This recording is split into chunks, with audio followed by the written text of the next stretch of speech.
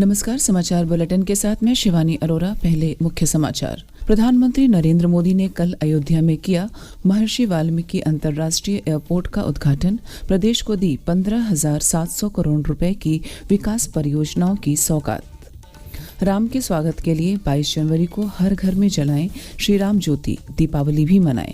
अयोध्या में आयोजित road show में प्रधानमंत्री ने किया राम भक्तों से आह्वान। प्रधानमंत्री आज सुबह 11 बजे आकाशवाणी से मन की बात कार्यक्रम में लोगों से साझा करेंगे अपने विचार। काशी तमिल संगमम के दूसरे संस्करण का वाराणसी में हुआ समापन और प्रदेश में ठंड का प्रकोप जारी। घने कोहरे और तापमान में गिरावट से बढ़ी ठंड। मौसम विभाग ने घने कोहरे का क्रम जारी रहने का जताया अनुमान। अब समाचार विस्तार से। राज्य के अधिकांश जिलों में बर्फीली हवाओं से तापमान में लगातार गिरावट दर्ज की जा रही है और घने कोहरे से आम जनजीवन प्रभावित है। कोहरे से सुबह और शाम दृश्यता कम होने से रेल और हवाई यातायात पर भी प्रभाव पड़ा है। कई ट्रेनें अपने तय समय से विलंब से चल रही हैं। ठंड की वजह से कई जिलों के स्कूलों में अवकाश घोषित कर दिया गया है। मौसम विभाग ने लखनऊ और निकटवर्ती जिलों के अलावा कानपुर, कन्नौज, इटावा, फर्रुखाबाद, वाराणसी, कौशाम्बी, गोरखपुर, पीलीभीत सहित 53 जिलों में घने कोहरे की चेतावनी जारी की गई है। चंद्रशेखर आजाद कृषि और प्रौद्योगिकी विश्वविद्यालय कानपुर के मौसम वैज्ञानिक डॉक्टर S.N. पांडे ने बताया कि बिजनौर जिले में सबसे कम 6 डिग्री सेल्सियस तापमान दर्ज किया गया है।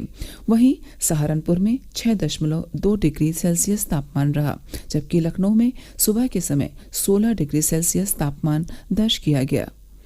मौसम विभाग ने कोहरे का यह सिलसिला आगामी 2 जनवरी तक जारी रहने का अनुमान जताया है। वहीं नए साल की पूर्व संध्या पर हल्की बारिश हो सकती है। केंद्र सरकार ने मुख्य सचिव दुर्गाशंकर मिश्रा को 6 माह का एक और सेवा विस्तार दिया है। उनका सेवा विस्तार 31 दिसंबर को समाप्त हो रहा था। केंद्रीय कार्मिक एवं प्रशिक्षण विभाग की ओर से जारी आदेश के अनुसार दुर्गाशंकर मिश्रा अब 30 जून 2024 तक इस पद पर बने रहेंगे। मथुरा के वात्सल्य ग्राम वृंदावन में कल साध्वी ऋतंभरा षष्ठी मूर्ति महोत्सव का शुभारंभ हुआ। समारोह में उत्तराखंड के मुख्यमंत्री पुष्कर सिंह धामी ने मुख्य अतिथि के रूप में हिस्सा लिया। उन्होंने कहा कि राम जन्मभूमि आंदोलन के समय हम दीदी ऋतंभरा की क्रांतिकारी प्रवचन सुनकर उत्साह से भर जाया करते थे। आज अयोध्या में जिस भव्यता के साथ राम मंदिर आकार ले रहा है, उसके लिए हुए आंदोलन में उनका बड़ा योगदान है। नन्हे नवजातों को उनका वात्सल्य, स्नेह और प्रेम देना उनके करुणामयी स्वरूप का दर्शन कराता है, जो बड़ा ही सुखद है। राज्यसभा सांसद और भाजपा प्रवक्ता सुधांशु त्रिवेदी ने कहा कि श्री राम जन्मभूमि आंदोलन के अंतर्गत साध्वी ने देश भर में क्रांतिकारी सभाओं के माध्यम से हिंदू समाज को एकजुट किया। इस अवसर पर साध्वी ऋतंभरा के गुरु युग पुरुष स्वामी परमानंद महाराज ने कहा कि अयोध्या आंदोलन में साध्वी ऋतंभरा की बहुत बड़ी भूमिका रही। इनका षष्ठी मूर्ति महोत्सव मनाया जा रहा है। मथुरा के सांसद हेमा मालिनी ने कहा कि मुझे श्री कृष्ण की लीला भूमि में बड़े सौभाग्य से जनता जनार्दन की सेवा का अवसर मिला है। दीदी, माँ का स्नेह मुझे सदैव मिलता रहा। प्रधानमंत्री नरेंद्र मोदी आज आकाशवाणी से मन की बात कार्यक्रम में देशवासियों के साथ अपने विचार साझा करेंगे। यह इस कार्यक्रम की 108वीं कड़ी होगी और इसका प्रसारण आकाशवाणी तथा दूरदर्शन के समूचे नेटवर्क पर सुबह 11 बजे से किया जाएगा। यह कार्यक्रम प्रधानमंत्री कार्यालय, सूचना और प्रसारण मंत्रालय तथा डीडी न्यूज के यूट्यूब चैनलों पर भी उपलब्ध होगा। काशी तमिल संगमम के दूसरे संस्करण का कल वाराणसी के नमो घाट पर समापन हो गया। केंद्रीय शिक्षा राज्य मंत्री सुभाष सरकार ने समापन समारोह में भाग लिया।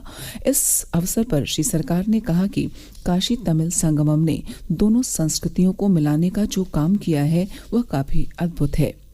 इस पहल से एक भारत श्रेष्ठ भारत की संकल्पना को मजबूती मिलती है। समापन समारोह के अवसर पर सांस्कृतिक कार्यक्रम भी पेश किए गए। 14 दिवसीय आयोजन के 13वें दिन तक 1400 डेलीगेट्स ने काशी, अयोध्या और प्रयागराज का भ्रमण किया। 17 दिसंबर को 200 छात्रों का पहला प्रतिनिधिमंडल बनारस पहुंचा था।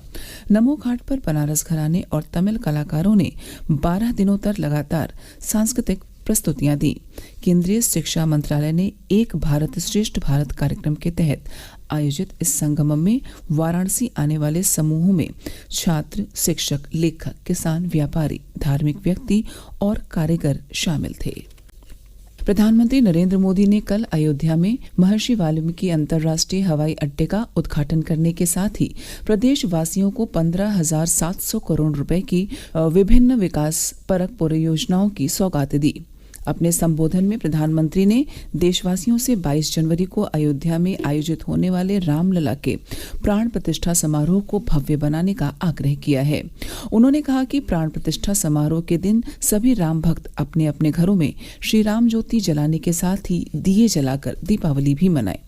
प्रधानमंत्री ने कहा कि आज का भारत पुरातन और नूतन को आत्मसात कर आगे बढ़ रहा है और अयोध्या उत्तर प्रदेश के समग्र विकास को नई दिशा दे रही है। उन्होंने कहा कि अयोध्या धाम के सर्वांगीण विकास के लिए कोई कसर नहीं छोड़ी जाएगी। धार्मिक स्थलों के विकास के लिए अपनी सरकार द्वारा किए गए कार्यों का जिक्र करते हुए श्री मोदी ने कहा कि जो भी राष्ट्र विकास के शिखर पर पहुंचना चाहता है, उसे अपनी विरासत और संस्कृति पर गर्व महसूस करना चाहिए। श्री मोदी ने रामलला की प्राण प्रतिष्ठा समारोह का जिक्र करते हुए कहा कि पूरी दुनिया अब इस ऐतिहासिक दिन का उत्सुकता से इंतजार कर रही है। उन्होंने कहा कि हर व्यक्ति उस शुभ अवसर पर अयोध्या आना चाहता है, लेकिन ऐसा संभव नहीं हो पाता है। उन्होंने सभी राम भक्तों से अनुरोध किया कि वे 22 जनवरी को अयोध्या न आएं, बल्कि कुछ समय इंतजार करें और फिर अयोध्या आएं। प्रधानमंत्री ने देश के सभी धार्मिक स्थलों से जुड़े लोगों से 14 जनवरी मकर संक्रांति से प्राण प्रतिष्ठा के दिन तक अपने अपने यहाँ स्वच्छता अभियान चलाने का भी आग्रह किया। इस अवसर पर प्रधानमंत्री ने पुनर्निर्मित अयोध्या धाम जंक्शन रेलवे स्टेशन का उद्घाटन किया और 6 वंदे भारत और 2 नई अमृत भारत एक्सप्रेस ट्रेनों को हरी झंडी दिखाकर रवाना किया। उन्होंने कहा कि नमो भारत की त्रिशक्ति अमृत भारत और वंदे भारत ट्रेनें देश में रेलवे का पूरा परिदृश्य बदलने वाली हैं। इस अवसर पर अपने संबोधन में मुख्यमंत्री योगी आदित्यनाथ ने कहा कि नए भारत में नई अयोध्या का स्वरूप नित भव्य और दिव्य हो रहा है। इसके लिए उन्होंने प्रधानमंत्री के मार्गदर्शन के लिए उन्हें धन्यवाद ज्ञापित किया। इस अवसर पर केंद्रीय नागरिक उड्डयन मंत्री ज्योतिरादित्य सिंधिया, केंद्रीय रेल मंत्री अश्विनी वैष्णव, प्रदेश की राज्यपाल आनंदीबेन पटेल और राज्य मंत्रिमंडल के वरिष्ठ सदस्यों के अलावा गणमान्य लोग मौजूद थे। इसके पहले प्रधानमंत्री श्री मोदी ने आज सुबह हवाई अड्डे से अयोध्या धाम रेलवे स्टेशन तक रोड शो किया, जहां महिलाओं, संतों और बुजुर्गों सहित हजारों स्थानीय लोगों ने उनका अभिनंदन किया और लोग रास्ते भर पुष्प वर्षा करते रहे। इसके पूर्व प्रधानमंत्री नरेंद्र मोदी कल अयोध्या के राजघाट कंधरपुर गोड़ियाना में मीरा के घर पहुंचे। वहां उन्हें श्री राम मंदिर के प्राण प्रतिष्ठा समारोह का न्योता दिया। मीरा उज्ज्वला योजना की 10 करोड़वीं लाभार्थी भी हैं। इस दौरान प्रधानमंत्री ने वहां चाय पी और घर के लोगों से संवाद किया। उधर देर शाम उत्तर प्रदेश सरकार ने मीरा को मुख्यमंत्री जन आरोग्य योजना का लाभ देने का निर्णय लिया है। इस संदर्भ में प्रदेश सरकार की ओर से कार्यवाही प्रारंभ कर दी गई है। जल्द ही मीरा को आयुष्मान कार्ड निर्गत कराया जाएगा।